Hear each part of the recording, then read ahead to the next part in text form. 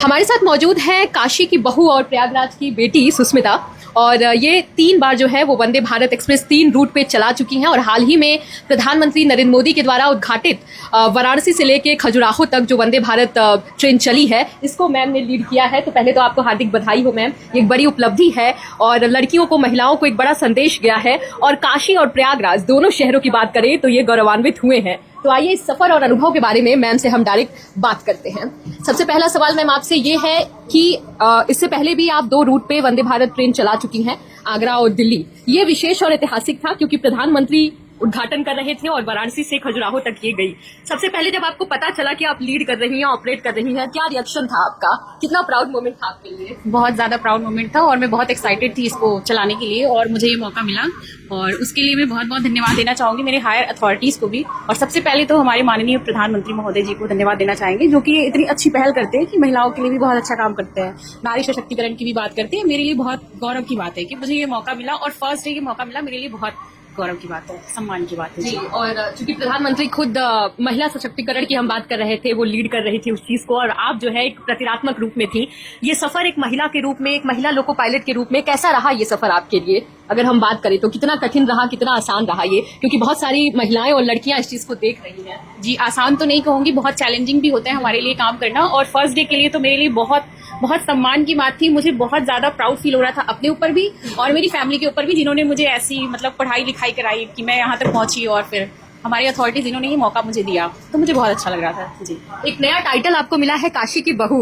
कैसे देखती हैं आप इसको, कैसे लेती हैं? प्रयागराज की बेटी तो है ही आप, लेकिन काशी की बहू का टाइटल आपको आधिकारिक रूप से मिल गया है, तो कैसे इस चीज को लेती हैं? क्योंकि जो महिलाएं हैं एक रोल मॉडल के रूप में अब आपको देख रही हैं, लड़कियां देख रही हैं। जी जी।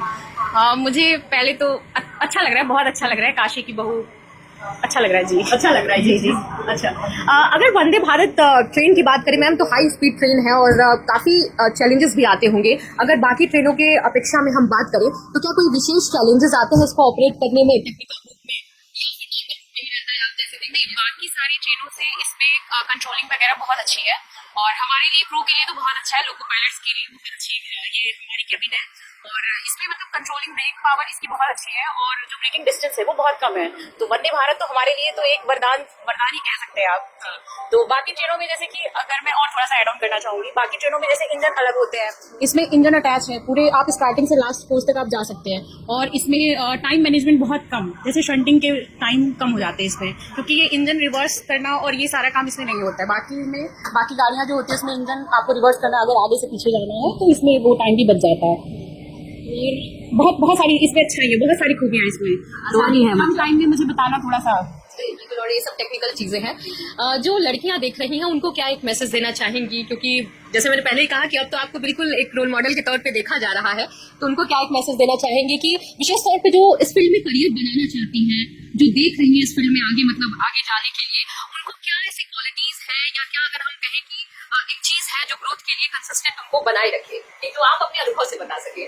जी, अगर इसमें माना जाता है कि लेडीज के लिए बहुत ज्यादा चैलेंजेस है, बट अगर हम आ रहे हैं इसमें तो ऐसा नहीं है कि हम काम नहीं कर सकते। मैं पिछले 4 साल से इसमें काम करी हूँ और कंटिन्यूअस में लाइन पे ही काम कर रही हूँ, तो मुझे पता है कि क्या क्या चैलेंजेस आते हैं और कैसे आप उसको डील कर सकते हैं। उसमें बहुत सारे हमारे अथॉरिटीज भी बहुत हेल्प करते हैं, तो है आप आ सकते हैं और काम कर सकते हैं और आपकी हेल्प भी की जाएगी बहुत सारी चीजों में, और चैलेंजेस फेस तो करने पड़ेंगे आपको। जी, एक दर्शकों के नजरिए से ये सवाल है कि अगर हम थोड़ा बैक में जाके आपसे पूछे कि कैसा रहा, एक बैकग्राउंड आपकी अगर हम बात करें, क्योंकि आपने कहा कि फैमिली सपोर्टिंग रही, आपकी परिवार से हमेशा से ही आपको वो कोऑपरेशन मिला है और एक निश्चित तौर पे ब्राइट स्टूडेंट आप रही होंगी, तो कैसा रहा था वो दौर और आज के समय में खुद को देखती है वो?